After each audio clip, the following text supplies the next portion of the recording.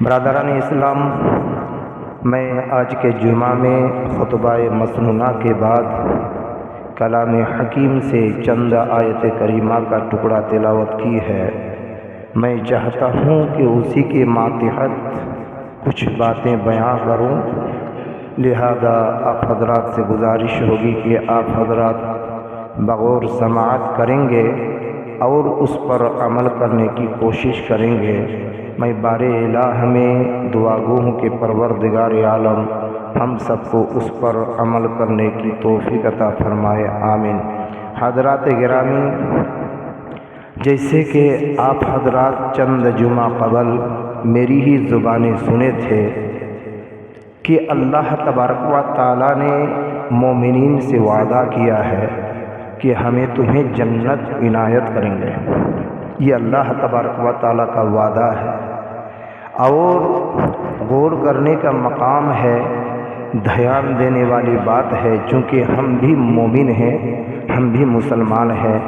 ہم کو کون چیز کا حکم ملا ہے، کیا کرنے سے اللہ تبارک و تعالیٰ ہمیں جنت عنایت کرے گا اور کیا نہیں کرنے سے اللہ تبارک و تعالیٰ ہم سے روٹھ جائے گا، ہم سے ناراض ہو جائے گا، ہمارا ٹھکانہ جہنم ہوگا۔ میرے محترم بزرگوں، دوستوں اور بھائیوں، اللہ تبارک و تعالیٰ نے اس آیت کریمہ میں بتلایا ہے، ان الذین قالوا ربنا اللہ، جس نے کہا کہ ہمارا معبود، ہمارا رب، ہمارا پالنہار اللہ تبارک و تعالی ہے، ثم استقاموا تتنزل علیہم الملائکۃ الا تخافوا ولا تحزنوا، پھر کہنے کے بعد وہ اس پر جمے رہے، وہ اس پر قائم رہے، تو اس کے لیے اللہ کی طرف سے فرشتے نازل ہوتے ہیں، سبحان اللہ، اور وہ فرشتے اس سے کہتے ہیں کہ تمہارے لیے کوئی ڈر نہیں ہے اور کوئی غم نہیں ہے۔ تتنزل علیہم الملائکۃ الا تخافوا ولا تحزنوا، تمہارے لیے کوئی خوف نہیں ہے، خوف مت کھاؤ، اور تمہارے لیے کوئی غم اور کوئی پریشانی والی بات نہیں ہے۔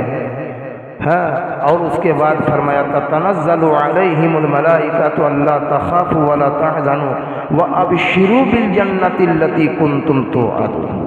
اس کے بعد فرشتوں نے کہا کہ بشارت دی، خوشخبری دی کہ اس جنت کی بشارت ہے، اس جنت کی خوشخبری ہے جس سے اللہ تبارک و تعالیٰ نے وعدہ فرمایا ہے۔ میرے محترم، یہ بہت بڑی بات ہے۔ حضرات گرامی، اسی کے پیش نظر میں آج باتیں کروں گا کہ اللہ تبارک و تعالیٰ ایسے بندوں کے لیے جنت کیسے عنایت کرتا ہے، ایسے بندوں کے لیے جنت کیسے دیتا ہے، یہ میں دکھلانا چاہوں گا قرآن و حدیث کی روشنی میں۔ اور ایمان لانے کے وجہ سے اس پر ظلم کیا گیا، کیسے اٹل رہے، کیسے قائم رہے، کیسے وہ اس پر جمے رہے، کوئی بھی ڈر، کوئی بھی خوف، کوئی بھی دھمکی، کوئی بھی مار، کوئی بھی سزا اس کو ورگلا نہ سکے۔ وہ ایمان لا چکے ہیں تو لا چکے ہیں، وہ پتھر کی چٹان کی طرح جمے رہے۔ حضرات گرامی، بخاری شریف کی حدیث ہے، اسی چیز کو اللہ تبارک و اللہ کے نبی جناب محمد رسول اللہ صلی اللہ علیہ وسلم سے حضرت خباب بن ارط رضی اللہ تعالی عنہ نے کہا تھا، جو میں بیان کر چکا ہوں کہ یا رسول اللہ، وہ اپنی مصیبتوں کا اظہار فرمایا، اپنی مصیبتوں کا ذکر کیا، پھر فرمایا کہ یا رسول اللہ آپ ہمارے لیے دعا کر دیجئے۔ تو اللہ کے نبی جناب محمد رسول اللہ صلی اللہ علیہ وسلم نے فرمایا کہ اے خباب بن ارط رضی اللہ تعالی عنہ، تم سے پہلے گزشتہ زمانہ میں ایسا بھی مرد گزرا ہے جس کو زندہ زمین پر گاڑ دیا گیا، ایسا بھی مرد گزرا ہے جس کو آری سے چیر کر دو ٹکڑا کر دیا گیا، ایسا بھی مرد گزرا ہے جس کے گوشت کو ان کے ہڈیوں سے لوہے کے کنگھیوں سے نوچ نوچ کر تار تار کر دیا گیا تھا۔ میرے محترم بزرگوں، دوستو، بھائیوں، تو ایمان سے وہ کس سے مس نہیں ہوئے، میں وہ ہلے تک نہیں، وہ پتھر کی چٹان کی طرح قائم رہے، وہ مر جانا گوارا سمجھا، وہ جان دے دینا گوارا سمجھا، مشرکین کے ظلم ستم کو برداشت کرتے رہے، لیکن ایمان سے باز نہیں آئے۔ ایک صحابی رسول اللہ کے نبی جناب محمد رسول اللہ صلی اللہ علیہ وسلم کے پاس آئے اور آ کر عرض کیے کہ یا رسول اللہ، آپ مجھ کو کوئی چیز ایسی بتائیے جس پر میں قائم رہوں، ہمارے لیے کوئی پریشانی نہیں ہوگی، کوئی دقت نہیں ہوگی، زیادہ کسی سے پوچھنے کی ضرورت نہیں پڑے گی۔ اللہ کے نبی جناب محمد رسول اللہ صلی اللہ علیہ وسلم نے اس صحابی سے فرمایا، قل آمنت باللہ ثم استقم، ترمذی شریف کی حدیث ہے، فرمایا قل آمنت باللہ ثم استقم، کہو کہ میرا رب اللہ ہے، اللہ کے اوپر ایمان لاؤ، ثم استقم، پھر اس پر قائم رہو، پھر اس پر جمے رہو۔ میرے محترم، اگر تم اللہ کے دین پر قائم رہو گے، اللہ پر قائم رہو گے، اللہ کی عبادت میں لگے رہو گے، تو تمہارے لیے کوئی غم نہیں ہے، تمہارے لیے کوئی فکر نہیں ہے، تمہارے لیے کوئی خوف نہیں ہے، تمہارے لیے کوئی پریشانی نہیں ہے۔ قل آمنت باللہ ثم استقم، تم اس پر جمے رہو۔ میرے محترم، اس حدیث سے بھی پتہ چلا کہ جو بندہ اللہ پر توکل کرتا ہے، اللہ پر بھروسہ کرتا ہے، اللہ کی اطاعت و فرما برداری میں قائم و دائم رہتا ہے، اس کے لیے کوئی خوف نہیں ہے، کوئی ڈر نہیں ہے۔ جیسے کہ آپ دوران تقریر سن چکے ہیں کہ حضرت موسیٰ علیہ السلام سے مصر کے ماہر جادوگروں سے مقابلہ کرایا تھا، تو موسیٰ علیہ السلام وہ سانپ والا معاملہ آیا تھا جو آپ لوگ سن چکے ہیں کہ مصر کے ماہر جادوگروں نے وہ اپنے ہتھیار کو پھینک دیا تھا، جوتا پھینک دیا سانپ بن گیا، لاٹھی پھینک دیا سانپ بن گیا، تولیہ پھینک دیا سانپ بن گیا، اتنا خطرناک سانپ بنا کہ موسیٰ علیہ السلام پر ٹوٹ پڑے۔ موسیٰ علیہ السلام بھاگ رہے تھے، اللہ تبارک و تعالیٰ نے موسیٰ سے فرمایا کہ اے موسیٰ بھاگو مت، تم اپنے عصا کو، اپنی لاٹھی کو زمین پر پھینک دو۔ حضرت موسیٰ نے پھینک دیا تو اتنا بڑا سانپ بنا کہ مصر کے ماہر جادوگروں کے بڑے بڑے سانپوں کو وہ کھا گئے۔ جب بازی ہارتی ہوئی دیکھی اور یہ معجزہ دیکھا، موسیٰ علیہ السلام کے سانپ نے مصر کے ماہر جادوگروں کے سانپ کو کھا گیا، تو جادوگر، مصر کے ماہر جادوگر سجدے میں گر پڑے اور کہہ اٹھے، قالوا آمنت باللہ، قالوا کہ میں نے پروردگار عالم پر ایمان لے آیا، جو حضرت موسیٰ علیہ السلام کا بھی رب ہے، سارے جہانوں کے رب پر ایمان لے آیا جو موسیٰ کا بھی رب ہے۔ یہ بول کر ایمان لے آئے میرے دوستو، تو بادشاہ نے اس کو دھمکی دی، مصر کے ماہر جادوگروں کو دھمکایا کہ تمہیں مار دیا جائے گا، قتل کر دیا جائے گا، سولی پر چڑھا دیا جائے گا۔ لیکن مصر کے ماہر جادوگروں نے فرمایا کہ اے بادشاہ، یہ تیرا اختیار ہے، اب تو ہم ایمان لا چکے، اب تم مار بھی سکتے ہو، قتل بھی کر سکتے ہو، اب تو ہم کو دین مل چکا ہے، موسیٰ علیہ السلام اور ان کے رب پر ایمان لا چکا ہے، اب تمہیں ہمیں مار بھی دو۔ لیکن کوئی دھمکی کام دینے والا نہیں تھا میرے محترم۔ اسی کے بعد فرمایا تھا، اس کی بیوی نے آسیہ علیہ السلام، جو فرعون کی بیوی تھی، وہ آسیہ علیہ السلام فرعون کی بیوی تھی، یہ بہت ہی نیککار، پرہیزگار، دیندار، با اخلاق، باسیرت خاتون تھی، یہ دان و خیرات کرنے والی تھی، صدقہ دینے والی بندی تھی، یہ غریبوں کو مدد کرنے والی تھی، بے کسوں کو سہارا دینے والی تھی۔ واقعہ یہ تھا موسیٰ علیہ السلام کو خود اس نے پرورش کی تھی۔ اللہ اکبر! ایک فرعون کی بیوی، ایک ظالم بادشاہ کی بیوی، جو بادشاہ مصر کے ماہر جادوگروں کو دھمکی دیتا ہے کہ وہ جب بولے کہ ہمارا رب اللہ تبارک و تعالیٰ ہے، ہم سارے جہانوں کے اس رب پر ایمان لے آئے۔ قالوا آمنا برب العالمین، رب موسیٰ و ہارون۔ کیا بولے؟ قالوا آمنا برب العالمین رب موسیٰ و ہارون، ہم نے سارے جہانوں کے اس رب پر ایمان لے آئے جو موسیٰ کا رب ہے۔ اللہ اکبر! ایسے بادشاہ کی بیوی آسیہ علیہ السلام، جنہوں نے حضرت موسیٰ علیہ السلام کو پرورش کی تھی، اور اسی موسیٰ کی تلاش میں فرعون نے ہزاروں بچوں کو قتل کر دیا تھا۔ نجوم کاہن بتلائے تھے کہ تیری سلطنت میں ایک بچہ پیدا ہوگا کہ تیرے تخت و تاج کو الٹ کر رکھ دے گا، تیری سلطنت کو نہیں مانے گا۔ تو انہوں نے جتنے بھی نومولود بچے تھے سب کو تہہ دیگ کروا دیا، قتل کروا دیا تھا۔ موسیٰ علیہ السلام کی ماں نے اس بچہ کو جنگل میں جلی، اللہ اکبر، جنگل میں، اور جلنے کے بعد اس کو لکڑی کا بکسا بنایا اور موسیٰ علیہ السلام کو اس میں بھر کے دریائے نیل میں بہا دیا تھا۔ کس کے ڈر سے؟ فرعون کے ڈر سے، کہ اگر فرعون کا ہاتھ لگ جائے گا تو بچہ کو قتل کر دے گا۔ لہٰذا انہوں نے اس بچہ کو صندوق میں بھر کے بکسا میں دریائے نیل میں بہا دیا۔ لیکن اتفاق دیکھیے، جب وہ صندوق دریائے نیل میں بہہ رہا تھا، اتفاق اسی وقت حضرت آسیہ علیہ السلام جو فرعون کی بیوی تھی دریائے نیل میں آئی ہوئی تھی، کپڑا کھینچنے یا نہانے یا کوئی سامان دھونے، دیکھتی ہے کہ ایک صندوق بہتا ہوا چلا جا رہا۔ بکسا کو اٹھایا، گھر میں لے جا کر کھولا تو دیکھتا ہے کہ اس بکسا میں بہت ہی حسین و جمیل، خوبصورت، چمکتا ہوا ایک بچہ ہے۔ اس بچہ کو فوراً گود میں اٹھایا اور کہا کہ میں اس بچہ کو پالوں گی۔ بچہ نہیں تھا، اس کا بال بچہ نہیں تھا۔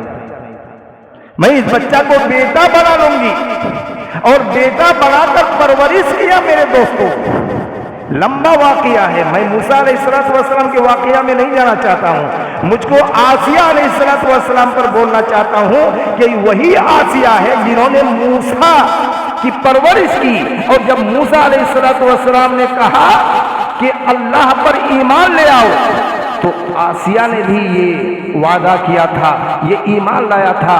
قالوا آمنا باللہ برب العالمین رب موسیٰ و ہارون، ہم نے سارے جہانوں کے اس رب پر ایمان لے آئے جو موسیٰ اور ہارون کا بھی رب ہے۔ تو میرے محترم بزرگوں، دوستوں اور بھائیوں، یہ آسیہ علیہ السلام جب ایمان لے آئی،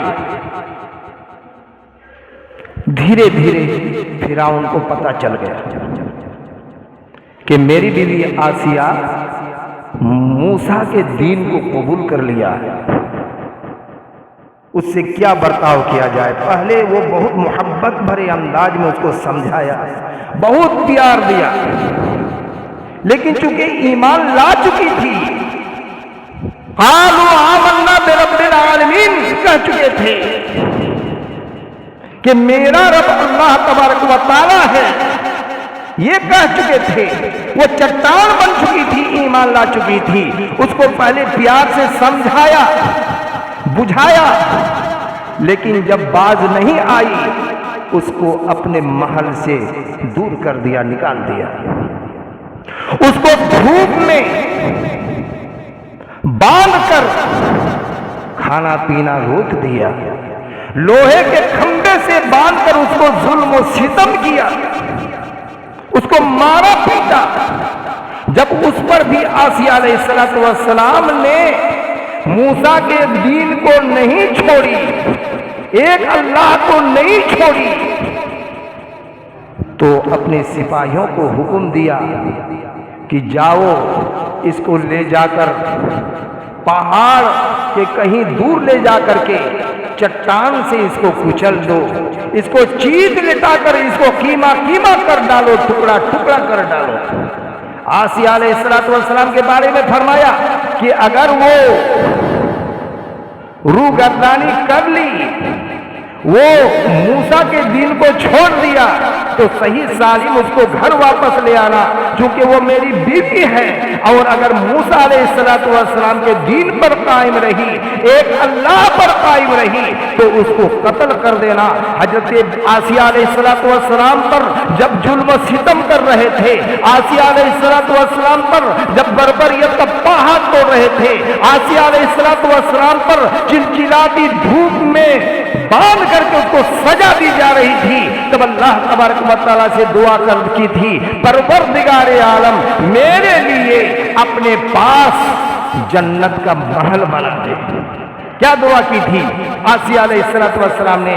پروردگار عالم میرے لیے اپنے پاس تو جنت کا محل بنا دے، اور مجھے فرعون کے ظلم و تشدد سے اور ان کی کام سے مجھ کو نجات عطا کر دے۔ اللہ تبارک و تعالیٰ نے اس کی دعا کو قبول کی تھی۔ وعدہ تھا جنت کی میرے دوستوں اور بھائیوں، جب اس کو پتھر سے کچلنے کا وقت آیا تھا، اللہ تبارک و تعالیٰ نے 7 آسمان کے سینہ کو چیر کر اس محل کو دکھلایا جس کا اللہ تبارک و تعالیٰ نے وعدہ فرمایا تھا۔ اس جنت کو دکھلا دیا آسمان کو چیر کر۔ حضرت آسیہ علیہ السلام نے جب اس جنت کو دیکھا تو استقلال و استقامت میں اور مضبوط ہو گئی، اور اس کی جان اسی وقت پرواز کر لی گئی، اس کی روح پرواز ہو گئی میرے دوستو۔ جب اس پر پتھر مارا جا رہا تھا تو اس کے جسم پر روح باقی نہیں تھی، اس کی لاش پر پتھر مارا گیا، اس کی جان تو پہلے ہی پرواز کر لی گئی تھی۔ تو میرا کہنے کا مطلب یہ تھا، اللہ تبارک و تعالیٰ نے اس جنت کی بشارت دی۔ دیکھیے کہ اللہ تبارک و تعالیٰ نے آسیہ علیہ السلام کو کیسے جنت عنایت کی کہ مرنے سے پہلے ہی 7 آسمان کے سینہ کو چیر کر جنت کو دکھلا دیا، یہ تمہارا جنتی محل ہے، یہ تمہارا جنتی مکان ہے میرے محترم۔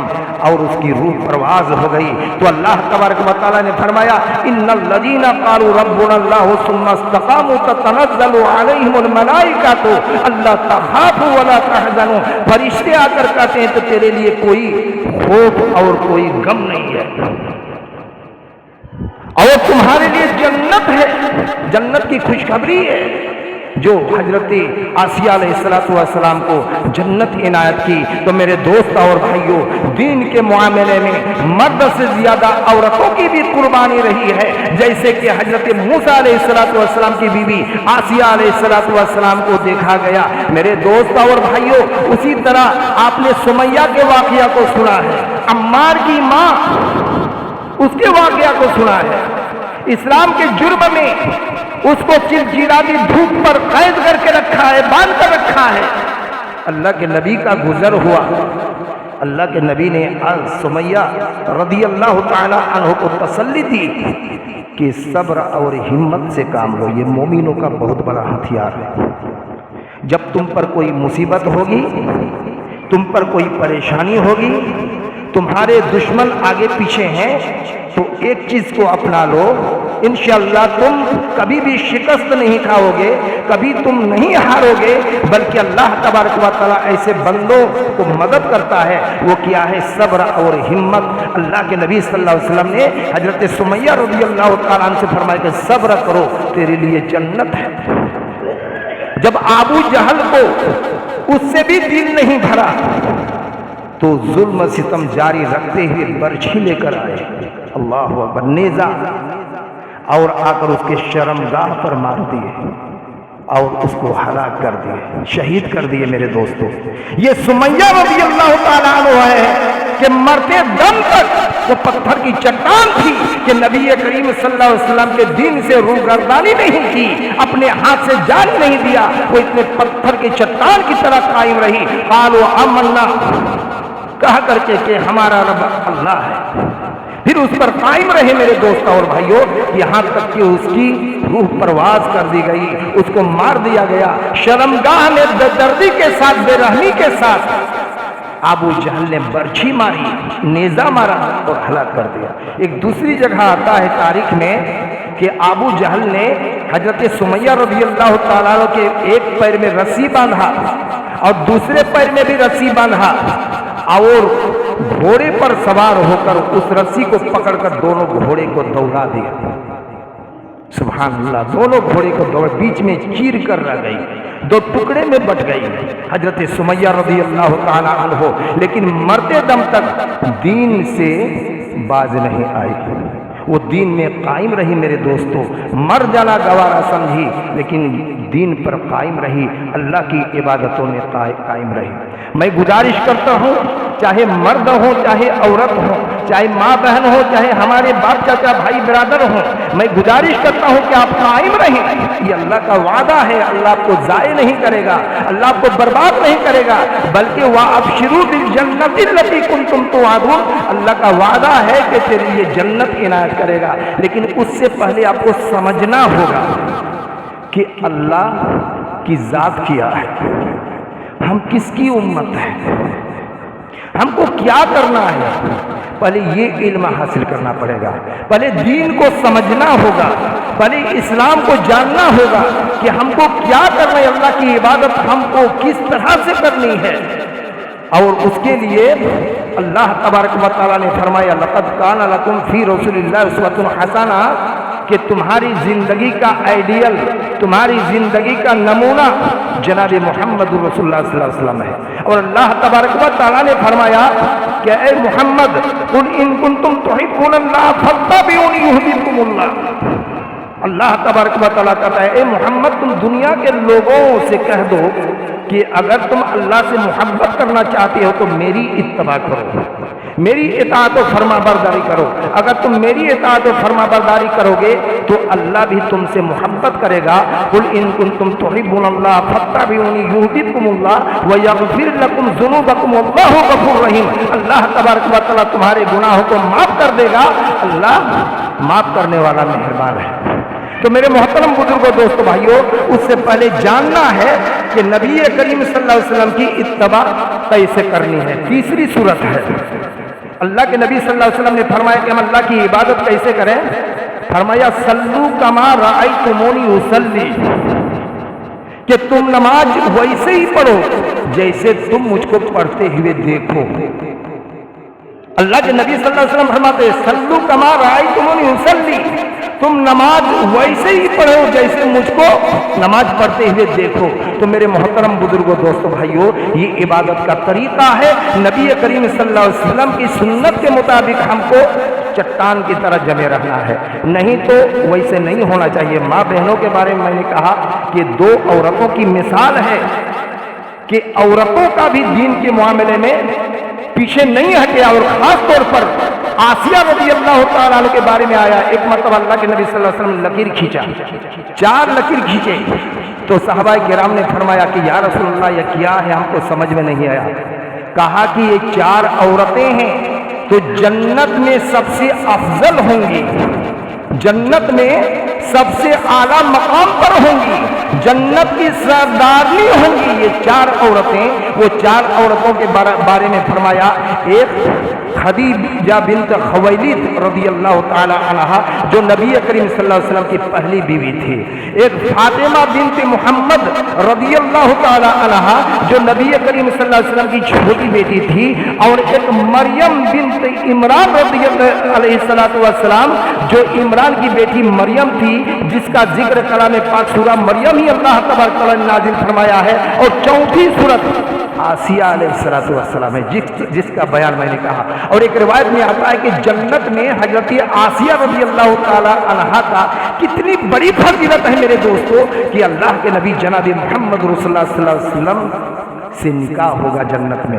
اللہ اکبر، کتنی بڑی فضیلت ہے۔ ایک بادشاہ ظالم بادشاہ کی بیوی ہے، وہ جنتی ہوتی ہے، اور فضیلت اتنی ہے کہ اللہ تبارک و تعالیٰ اس کا نکاح جناب محمد رسول اللہ صلی اللہ علیہ وسلم سے جنت میں کرائیں گے۔ کتنی بڑی فضیلت ہے میرے محترم۔ یہ دانستہ طور پر میں گزارش کرتا ہوں کہ پہلے جاننا ہے، نہیں تو ہمارے سماج میں بہت سارے لوگ، خاص کر کے عورتیں ایسی ہیں، ابھی دین کا ماحول ہے، لوگ مدرسے ہو گئے ہیں، دین کی تعلیم حاصل کرتے ہیں الحمدللہ، لیکن ایسے بھی عورتیں گزرے ہیں جس کا یہ بھی پتہ نہیں کہ ہم کس کی امت ہیں۔ اس کی دلیل میں پیش کرتا ہوں۔ ایک مرتبہ یہ جو جمعیت والے نہیں دیکھتے، گروپ بنا کر تبلیغ کرنے جاتے ہیں، گاؤں میں مولوی صاحب آئے تھے دین کی باتیں بتلانے کے لیے، تو ایک صاحب جو سردار ہیں یا جس کو ہم لوگ گڈیت بولتے ہیں، وہ بلانے گئے، جائے گاؤں کی عورتوں کو جمع کیجئے، مردوں کو جمع کیجئے، دین کی باتیں ہوں گی، قرآن حدیث کیا ہے، اللہ اور اللہ کے رسول کیا ہے، یہ سمجھایا جائے گا۔ چونکہ بہت ساری عورتوں کو معلوم نہیں ہے، تو وہ جا کر کے ایک بڑھیا سے کہتے ہیں کہ اے بڑھیا مائی، چلو ہمارے گاؤں میں مولوی صاحبان آئے ہیں دین کی باتیں بتلانے کے لیے۔ تو بڑھیا کہتی ہے، دھیان نہیں دیتی ہے، یہ مولوی صاحب جا کر بولتے ہیں کہ چلیے مولوی صاحب، دھیان دھمکا کے بولے کہ چلیے ہمارے گاؤں میں علماء کرام آئے ہیں۔ کہا، وہ جھنجھڑا کے بولتی ہے، ہاں ہاں جانت ہے، جونے ختم آئے ہیں، چندہ اندہ مانگے ہیں، اور کاؤ کہیں ہیں، ہمارے بڑھوا گئے ہیں، ہمارا جائے کی ضرورت نہیں ہے۔ یہ بھوجپوری بھاشا میں جھاڑ دیے۔ تو اس نے فرمایا کہ ٹھیک ہے بڑھیا مائی، اگر تو جانت ہے ہو تو ہم کا یہ بتا تو کیکر امت تھا۔ بڑھیا کہتی ہے، واہ میاں واہ، ایکا نہیں جانت جکر کھتوا جو تھی، جکر گاؤں میں بسی ہن، یعنی مظفر حسین کی امت ہوئی اور کیکر ہوئی۔ سبحان اللہ۔ غور کیجئے میرے دوستوں اور بھائیوں، سماج میں ایسی بھی عورتیں ہیں جس کو یہ پتا نہیں ہم کس کی امت ہیں۔ گاؤں کا سردار کا نام تھا مظفر حسین، اسی کی امت بنا بیٹھے۔ میرے محترم بزرگوں، دوستوں اور بھائیوں، کہنے کا مطلب یہ ہے کہ اتنا جاہل نہیں رہنا ہے، کم سے کم اتنی تو جانکاری ہو کہ ہم کو کس کی اتباع کرنی ہے۔ قرآن و حدیث دو چیز کا ذکر آیا ہے، اللہ اور اللہ کے رسول کا ذکر آیا، دو چیزیں، اور اللہ کے نبی صلی اللہ علیہ وسلم مرنے سے پہلے دنیا سے جاتے فرمائے، ترکت فیکم امرین لن تضلوا ما تمسکتم بہما کتاب اللہ و سنتی۔ اے لوگو، میں تمہارے درمیان دو چیزیں چھوڑ کر جاتا ہوں، اگر تم ان دونوں چیزوں کو مضبوطی کے ساتھ تھامے رکھو گے تو کبھی گمراہ نہیں ہوگے۔ وہ دونوں چیزیں کیا ہے؟ ایک کتاب اللہ، ایک اللہ کی کتاب قرآن، وہ سنتی اور میری سنت یعنی حدیث۔ دو چیز کو مضبوطی کے ساتھ تھامے رکھو گے تو کبھی تم گمراہ نہیں ہوگے۔ میرے دوست اور بھائیوں، ہمیں قائم رہنا ہے اللہ کے دین پر، صرف کہنا ہی نہیں ہے، کہہ دینا ان الذین قالوا ربنا اللہ، اور پھر ہم قائم نہیں رہے، ہم اللہ کی عبادت سے غافل ہیں، اللہ کی فرمانبرداری سے غافل ہیں، نماز میں نہیں آتے ہیں، ہم دور دور تک بالکل بکھرے ہوئے ہیں، اذان ہوتی ہے کوئی پرواہ نہیں ہے۔ ایسے لوگوں کے لیے کوئی اللہ کی مدد نہیں ہے۔ میرے دوستوں اور بھائیوں، آج ہندوستان کے لوگ پریشان کیوں ہیں؟ ایک سلنڈر پھوٹتا ہے تو کس کا نام آتا ہے؟ مسلمان کا نام آتا ہے۔ ایک پڑکا پھوٹتا ہے، مسلمان کا نام آتا ہے۔ یہ ہماری کمزوری ہے، گرچہ ہم اس کو بولو بھی نہیں ہے، لیکن ہمارا نام کیوں آ رہا ہے؟ کہیں نہ کہیں ہم اللہ کی عبادت سے غافل ہیں۔ فرشتے کہتے ہیں کہ تمہارے لیے کوئی خوف نہیں ہے، کوئی ڈر نہیں ہے، بلکہ تمہارے لیے جنت ہے۔ اگر تم اللہ کی عبادت میں لگے رہو گے، قائم رہو گے تو اللہ کی مدد ہوگی۔ میرے دوستوں اور بھائیوں، غزوہ بدر میں 1000 پر 300 کی تعداد بھاری ہو جاتی ہے اور مسلمانوں کی جیت ہوتی ہے۔ اللہ کی طرف سے فرشتے نازل ہوتے ہیں، چت کبڑے گھوڑے میں سوار ہو کر، اور مسلمانوں کی مدد کرتے ہیں، مومنوں کی مدد کرتے ہیں۔